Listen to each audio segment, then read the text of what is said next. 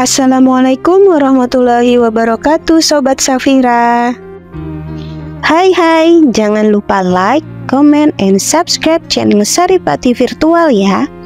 Ups, klik juga tombol lonceng di bawah ini agar kamu tidak ketinggalan informasi terbaru dari Saripati Virtual.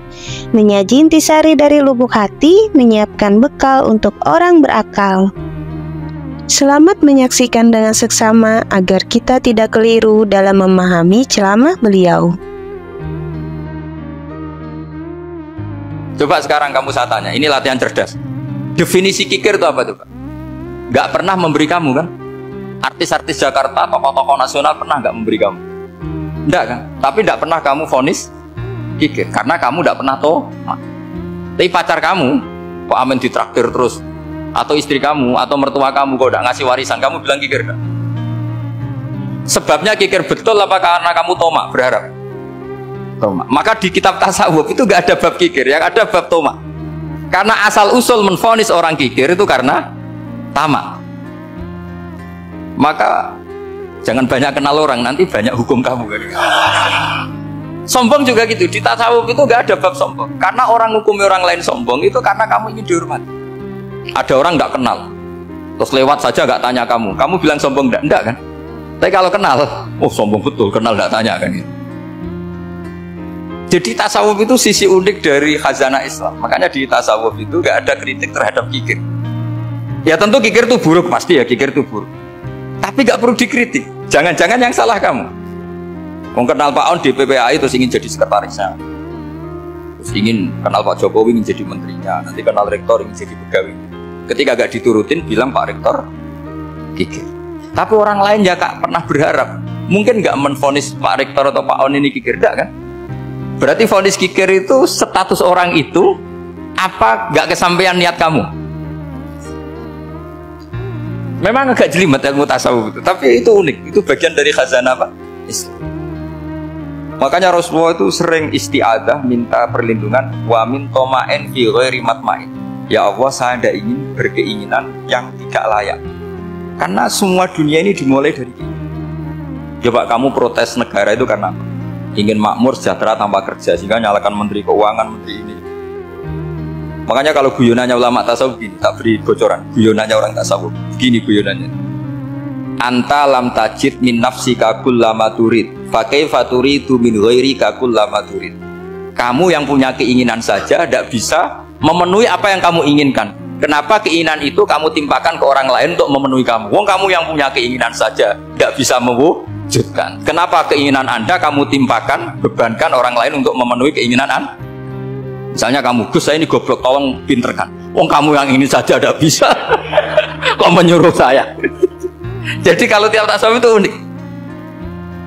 Seperti kamu mencintai istri tulen, itu ingin kan dicintai istri tulen. Kamu sendiri kan nggak bisa cinta tulen, masih pelengahan sana sini. Kamu pacaran, ingin pacar kamu setia. Ternyata kamu bikin sekian alternatif. Kalau putus ini punya ini, putus ini. Tapi kamu ingin ini setia, kan gak fair. Makanya guyonanya orang tasawuf itu, anta lam tajid min nafsika kullama turid, fa kaifa turidu min ghairika kullama turid. Gampang tuh apalane, pokoknya ratrit gitu aja gampang. Jadi kamu yang punya keinginan saja tidak bisa memenuhi. Kok orang lain disuruh memenuhi? Jika orang tasawuf itu malu betul. Misalnya saya kok ingin Pak On takdim sama saya, itu kurang pegawai. Kalau saya ingin ditakdimi saya menakdimi diri saya sendiri. Makanya berbahagialah orang yang ngilu tuh. Saya ganteng sendiri ya, saya kaya sendiri. Menunggu orang lain bilang kamu kaya itu repot. Menunggu orang lain bilang kamu hebat itu, ya sudah bilang aja ya Allah saya hebat, ya Allah saya ganteng, ya Allah saya cantik. Daripada menunggu orang lain bilang apa? Cantik. Jadi ilmu tasawuf itu unik. Jadi kalau fikih itu yang dikritik itu kikir. Kalau tasawuf gak tomak. Karena orang yang kamu vonis kikir itu jangan-jangan tidak kikir tapi mementingkan yang lebih penting. Misalnya ada teman yang tidak pernah naksir kamu, ternyata punya ibu sakit, uangnya dianggarkan untuk ibunya yang sakit, atau anaknya sekolah, atau keluarganya masih hidup ya, sehingga sama teman dia kikir. Hakikatnya kikir apa mementingkan yang penting? Tapi kamu karena gak pernah ditraktir menvonis kikir. Nah, ini pelajaran. Jadi makanya yang dianteni ilmu tasawuf itu tomak, tamak. Jadi kalau dalam bahasa Indonesia bukan kikir. Karena vonis kikir itu akan disematkan orang yang tidak kesampaian hajatnya. Pokoknya bapak saya itu, keluarga kiai itu ajarannya, yang penting jangan berharap dari orang lain. Ini Pak On saksinya, saya dulu benahin terjemah itu nggak pernah ini diperlakukan seperti itu. Yang ngaji aja. Karena pikirannya keluarga kiai itu sederhana. Kalau ngamal ya ngamal saja. Ngamal itu heroik. Makanya buyut-buyut kita semua ini kan pahlawan semua. Membela negara Indonesia jadi merdeka. Ya nggak pernah kebayang jadi presiden menteri. Tapi sekarang nggak, ngamal sedikit saja harus jadi menteri jadi. Ini bahaya kalau dalam kelangsungan bernegara karena orang biasa transaksional. Awal negara ini dibangun berdasar heroik, bukan berdasar apa? Transaksi. Tapi sekarang orang akan membiasakan itu apa-apa itu transaksional. Ini tidak bagus untuk kelangsungan bernegara. Apalagi kelangsungan beragama. Sehingga seperti saya ini masih punya desa-desa binaan di Sragen, di pedalaman Papua sekalipun. Saya punya santri banyak di Papua. Itu kalau cerita itu unik-unik. Itu mau Jumatan, itu nggak ada orang Papua. Sudah datang setengah 12, itu datangnya 3 jam. Di situ mau ketemu santri 3. Semua, karena ya akhirnya mereka tanya gini Pak. Pertanyaannya itu, Gus, boleh nggak Jumatan orang 3? Secara fikih Syafi'i kan harus orang 4. Kemudian mereka tak bilang buat sholat duhur saja. Mereka nggak mau. Wong Jumat kok duhur. Harinya kan Jumat, masa sholatnya? Sehingga kita yang jadi kiai akhirnya nyari fikul madzhabil arba, nyari fikih madzhab 4. Ternyata Imam Malik membolehkan orang 6. Ada yang bilang 12. Yang penting keceluk jamun itu kelompok. Kalau 3 kan belum keceluk apa? Belum disebut apa? Kelompok. Ini penting saya utarakan supaya kita berjuang itu bukan karena service seperti ini kayak di Ulil Albab, masjidnya keren, kampus swasta tertua, terus termasuk nomor 1-2 di Indonesia. Oke, kita syukur dengan kebesaran itu. Tapi yang namanya dakwah itu menjadikan orang tidak tahu menjadi tahu, termasuk kepada desa-desa tertinggal. Sama, yang namanya menteri itu pembantu presiden untuk memenuhi kebutuhan rakyat banyak. Sekarang misalnya menteri pertaniannya itu hebat, cerdas, tapi petani nggak mau nandur padi, mau apa? Coba yang membantu ketahanan pangan itu para petani mau nanam padi apa karena menteri pertanian? Karena petani mau nanam, ya sudah GR saja, kita pembantu presiden karena ikut menyumbangkan ketahanan. Tapi kamu kan gak digaji, kita keren, ngamal tanpa harap gaji. Ini penting supaya Anda itu gak hati kecil gitu, ikut menyumbang negara tanpa ingin dapat gaji. Keren gak? Nah itu nubuah. Apa? Nubuah. Orang Ansor itu seperti itu. Sehingga ketika Rasulullah wafat dan ada kompetisi kepemimpinan, itu orang Ansor gak ikut. Sudah kita makmum saja, silahkan dibagi di. Saking baiknya orang. Nah, makanya saya ulang lagi ya. Kecerdasan nubuah ini yang gak difahami orang Khawarij. Orang Khawarij cara berpikir yang kerja banyak harus dapat. Sementara kecerdasan nubuah enggak.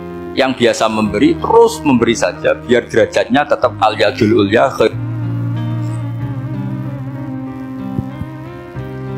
Bismillahirrahmanirrahim. Ini saya baca supaya dapat berkahnya ulama-ulama dulu, karena ini dikarang oleh ulama yang dipakai rujukan seluruh dunia. Begini, qala Ibnu Taimiyah, ma'rifatu sababin nuzuli yu'inu ala fahmil ayat.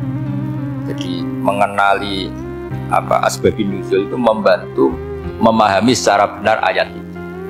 Karena tadi kalau ayat itu dipotong, itu maknanya bisa kacau kayak tadi famastam ta'tum bihi minunna fa'atuhunna ujurahun. Kalau diterjemah itu kan mendukung kawin mut'ah. Kalau terjemahnya saja perempuan siapa saja yang pernah kamu nikmati, yang penting kamu bayar, itu kan aliran sesat dan menyesatkan. Itu konteks asbabun nuzul tidak seperti itu. Perempuan yang sudah menjadi istri kamu, seorang lagi perempuan yang sudah menjadi istri kamu, jika sudah kamu hubungan intim maka maharnya harus dibayar penuh. Tapi kalau belum hubungan intim, maharnya hanya wajib separuh. Fanis suma farotum illa ayafuna au yafu alladhi biyadihi uqdatun. Tapi tadi kalau di Indonesia gimana Gus? Ya itu yang repotnya, maharnya itu tadi mau kena atasan dan apa? Bawahan. Wah kacau kalau di Indonesia. Sehingga kita bingung kalau Kalau dalam logika Arab kan gitu. Bayangannya kalau cerai, kata Allah, fala ta'khudhu min syai'an. Harta yang sudah kamu berikan ke istri jangan diambil. Sampai dilarang ngambil tuh karena jumlahnya banyak sehingga kepikiran ngambil. Kalau di Jawa nggak usah dilarang, sudah tidak akan ngambil karena rukuhnya sudah lusuh. Itu susahnya baca Quran di Jawa ya. Karena dari awal maharnya terlalu apa? Kecil.